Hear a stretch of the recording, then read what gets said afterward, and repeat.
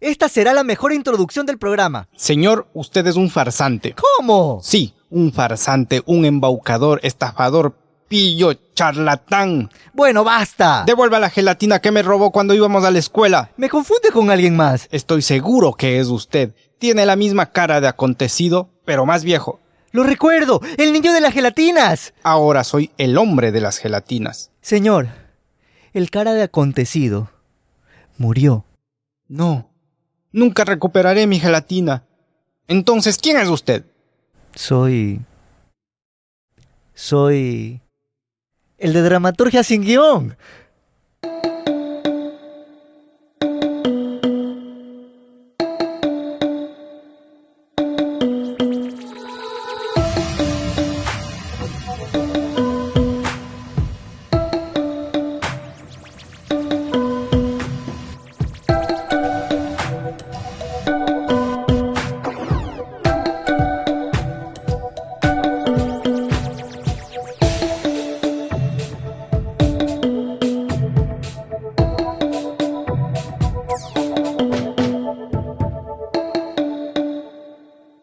Voy a hacer una comedia de enredo. No pido perdón si a alguien le robo el tiempo, porque primero, solo con ese objeto va a leer, y segundo, en tratándose de enredos nadie se asusta. Todo sale bien, el lector se entusiasma y el autor cobra fama.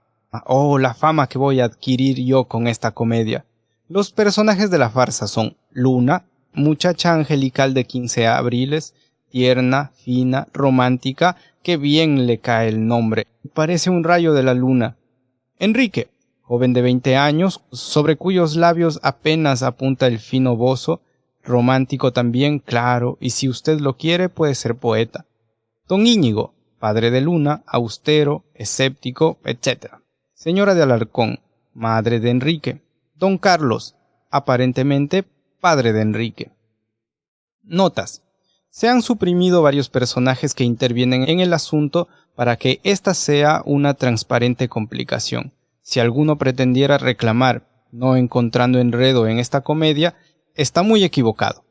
Falta de comprensión, sí, falta de comprensión. Ah, el tal público. Este es nuestro más grande dolor de autores, pasar por el mundo entre las risas de los demás sin conseguir que nadie reciba una sola luminaria de la empresa de luz de nuestras almas.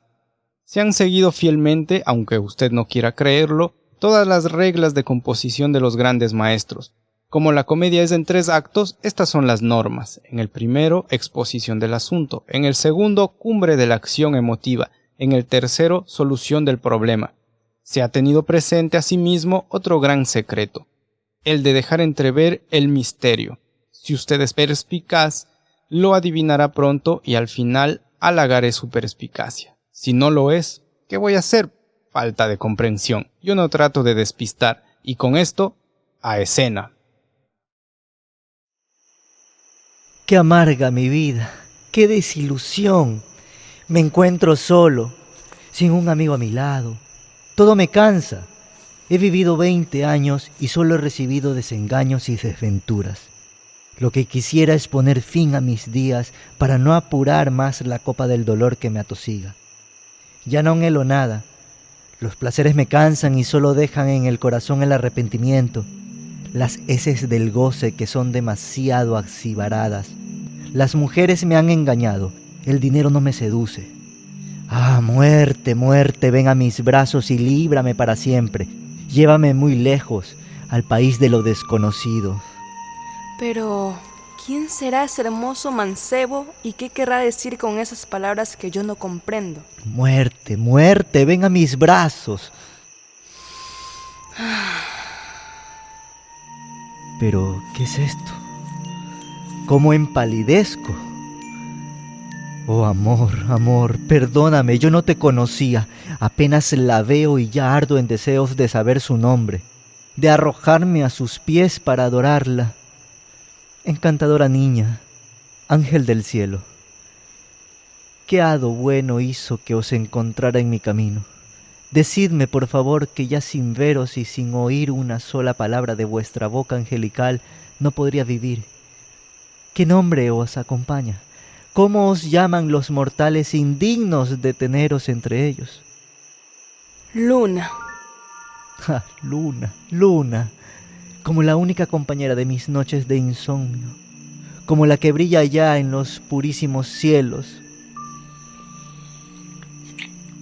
Por Dios, Luna, perdóname que os bese, que os diga que os amo, que no podré vivir sin vos, que vos serás la salvadora de este hombre cansado de la vida, que...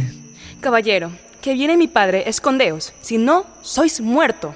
No, aquí permaneceré, aunque la vida sea arrancada de mi pecho al lado de vos. Bueno, hemos leído un fragmento de Comedia Inmortal del escritor lojano Pablo Palacio, que es un escritor más reconocido por sus cuentos, pero también tiene un material dramático muy interesante como este que acabamos de leer. Es interesante también entender que es un académico, fue profesor, de hecho trabajó y fue hasta decano en la Universidad Central, en la Facultad de Filosofía, pero que constantemente estuvo siempre cerca de la escritura. Publica desde muy pequeño, 14 años, su primera novela, Ojos Negros. Tiene una vasta producción literaria y lo curioso es que Comedia Inmortal la escribe en 1926 con 20 años.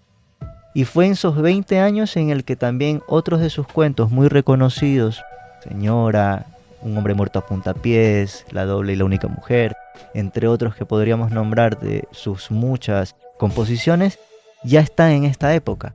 Un autor que tal vez se nos fue muy temprano, digo porque hay una identidad, ¿no?, con que es ecuatoriano y que es el primero también en nuestro programa de acá de Ecuador también, y esto me como sentir esa cercanía con este autor.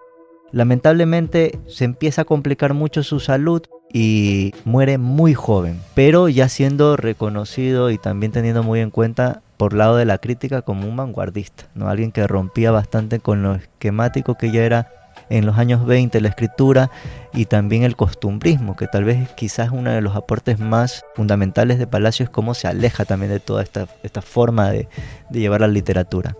Reconocido pero no tan apreciado, digamos, porque en esta justamente regeneración del 30, donde las temáticas tenían un tono más bien social o costumbristas, y pensemos además en el teatro que se hacía en Ecuador en esa década, que se montaban principalmente con obras francesas.